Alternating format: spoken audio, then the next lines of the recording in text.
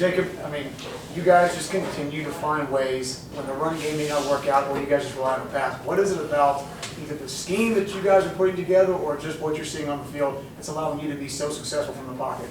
Yeah, I think it starts with the coaches and the game plan they put together, and then also just the personnel we have. We like Coach talked about, and like you guys can see here, we have so many receivers that can make plays, and I have confidence in so many of the guys out there.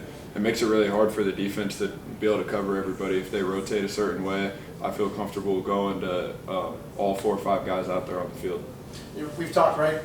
Lance is obviously a weapon. I mean, James, pick somebody and you can find them. Yeah. But what makes you so pinpoint? I mean, most of the passes, when you've got time, you hit these guys either in stride on the cross or right back on the comeback route. What makes you have such pinpoint accuracy? Yeah, I always fall back onto my preparation, a lot of off-season stuff.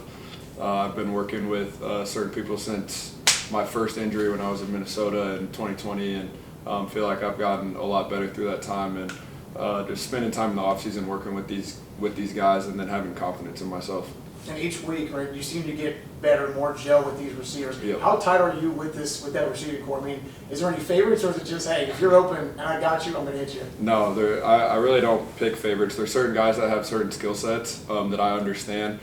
Some guys can fly by people, some guys are great route runners, and some guys just go get the ball all the time. So I have that understanding, but like I said, I have so much confidence in all of them. They've been playing really well, and I think you guys are going to continue to see it's just going to be different guys stepping up and making plays every week.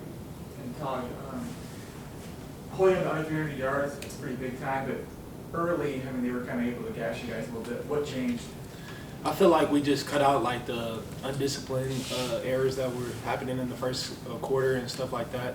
It was just a little bit of just lackadaisical effort sometimes here and there. People not running to the ball, people not being where they're supposed to be pre-snap and stuff like that. So once we cut out those little errors, like we just started playing Missouri State football like we normally do.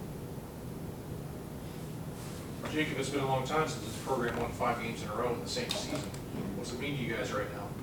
Yeah, it means a lot. We understand kind of the trajectory of this program. We're really excited to be able to, finish out our time in the Missouri Valley, and then also kind of be that foundation moving forward. And we just honestly had the goal this year of just take everything one game at a time and try to do something and put something together for our last season in the FCS, and we're excited to keep that rolling.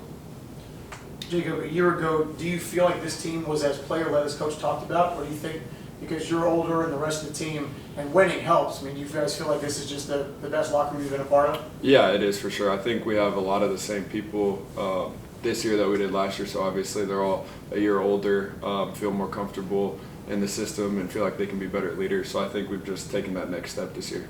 And Coach talked about, right, how much pride, Tahj, go on and talk about this. Coach talked about how much pride all the alumni, right, all the former players on the sidelines feel watching you guys play so well. What's it mean to you guys in the locker room to know that the former Bears are rooting for you guys just as hard as they used to?